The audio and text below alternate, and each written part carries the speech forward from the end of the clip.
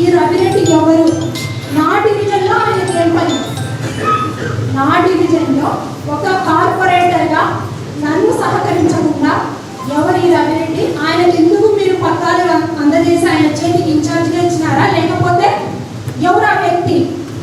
ఆయన వచ్చి పెన్షన్లు చూసుకోవడం ఏంటి? ఇన్ని సంవత్సరాలు మేము అక్కడ కష్టపడి గెలిచిన వాళ్ళము, మమ్మల్ని ఎందుకు పిలవడం లేదు?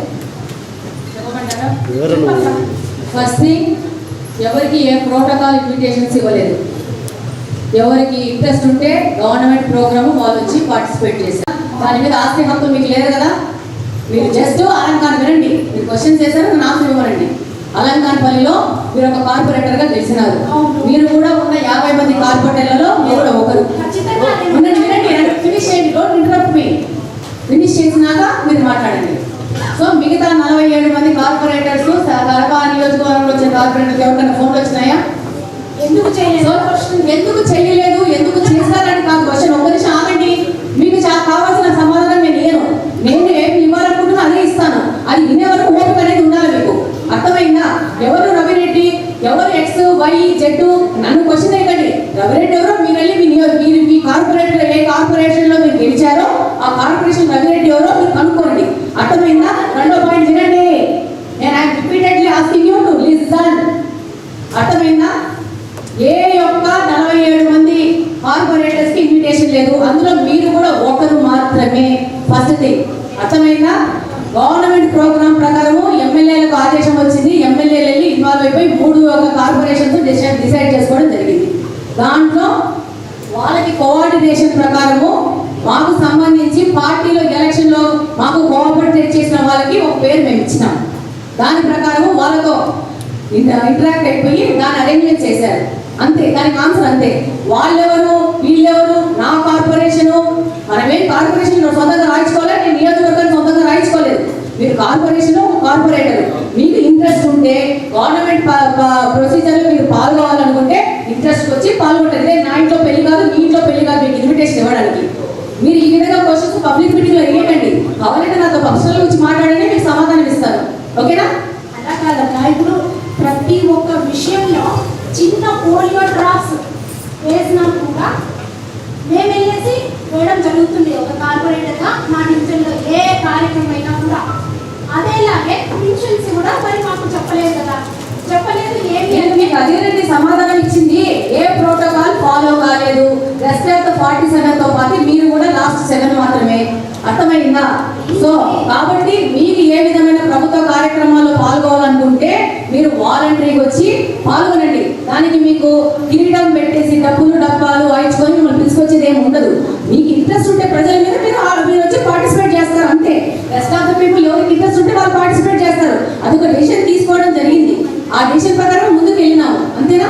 ఇంట్రెస్ట్ ఉండబట్టే అడుగుతారండి. మీరు ఎందుకు రాలేదు మరి? అది మీ తప్పు. మీకు ఇంట్రెస్ట్ ఉంటే మీరు వచ్చి పార్టిసిపేట్ చేయాలా. ఎమ్మెల్యే గారు వస్తున్నారని మీకు తెలుసు కదా? మాకు తెలియదు. మీరు వస్తున్నారని చెప్పారు కదా. ఇప్పుడు వెంకటేష్ అనే వ్యక్తి ఎమ్మెల్యే గారు ఒక నెంబర్ ఇచ్చారట. కమ్యూనిటీ బేసిస్ కింద కొంచెం అబ్జెక్షన్స్ వస్తున్నప్పుడు వాళ్ళని కన్విన్స్ చేసి వాటిని ఫాలో అవ్వాలి. దాంతో పాటు ఫ్యూచర్ జనరేషన్ కోసము ఒక పెద్ద అభివృద్ధి ప్రోగ్రామ్ చేయడంలో కూడా ఇంపార్టెంట్ అని వాళ్ళు కన్విన్స్ చేయాలన్నారు. తప్పకుండా మీకు సహాయ సహకారాలు కావాలి. ఇంకొకటి కలెక్టర్ గారు, కమిషనర్ గారు, ఇప్పుడు గాంధీనగర్ స్కూల్ నుంచి విశ్వేశ్వరయ్య సర్కిల్ వరకు రోడ్ శాంక్షన్ అయిందండి. ఇక్కడ చిన్న రిక్వెస్ట్ ఏంటంటే అక్కడ కాలువలు అనేది టచ్ చేయకుండా ముందే రోడ్డు శాంక్షన్ చేసేస్తే మళ్ళా అగైన్ కాలువలు చేయాలనుకున్నప్పుడు రీడూ చేయాల్సి వస్తుంది. ఒక్కసారి దాని గురించి ఆలోచించి కాలువల విషయం కూడా ఒక్కసారి ఆలోచించి అది అయిపోయినాక రోడ్డు చేస్తే వన్స్ ఫర్ ఆల్ ఒక వర్క్ అయిపోయినట్టు ఉంటుంది.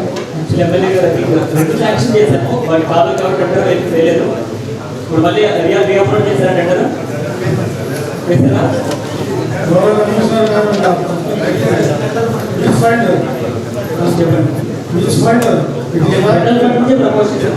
చేసినారు. What amount, how much amount? 1,48,40,000. What amount? 41,000 starting 1 lakh ఫ్యాక్చర్ value దావా. రెండు కాంపోనెంట్స్ ఉన్నాయి సార్. అంటే వాళ్ళతో మనం డిస్కస్ చేసినప్పుడు ముందు ల్యాండ్ క్లియర్ కావాలనుకున్నాము. ల్యాండ్ ఎక్విజిషన్ డబ్బులు ఇవ్వకుండా దీంట్లో డీటెయిల్ ఇవ్వడం రాలేదు సార్. స్ట్రక్చర్ వాల్యూ అదే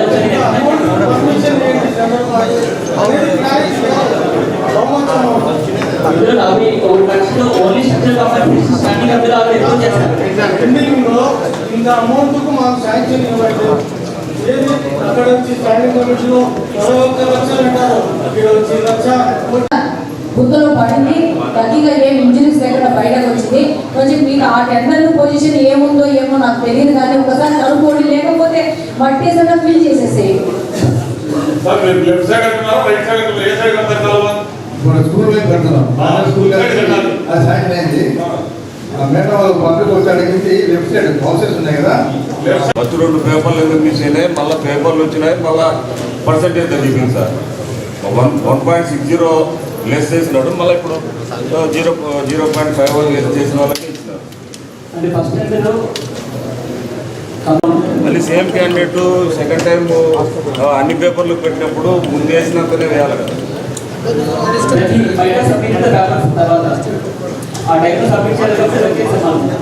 దానికి సంబంధించిన ఎప్పుడు భూమి పూజ జరిగిందో, ఎప్పుడు స్టార్ట్ చేసినారో అంత తొందరగా ఎందుకు చేయాల్సిన అవసరం ఉంటుందో మాకు అర్థం కాదు. కనీసం కార్పొరేట్ భూమి పూజ కూడా పిలిచలేదు. ఎక్సీఎం గారే చేయడం జరిగింది. ఇప్పుడు స్టార్ట్ ఎక్సెస్ కూడా సార్ అవసరం వస్తాయి.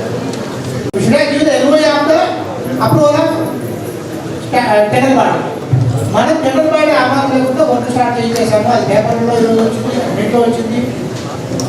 అనవసరం అది అంత ఎమర్జెన్సీ ఏంటంటే మనకు ఎమర్జెన్సీ కారణాలకు మనం కాంట్రవర్షన్ చేసి రాటిఫై చేసి దాన్ని వర్క్ చేయాల్సిన అవసరం ఎందుకు అనే మా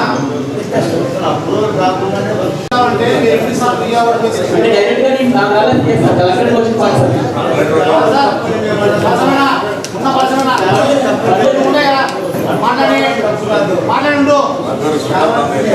నెక్స్ట్ సబ్జెక్ట్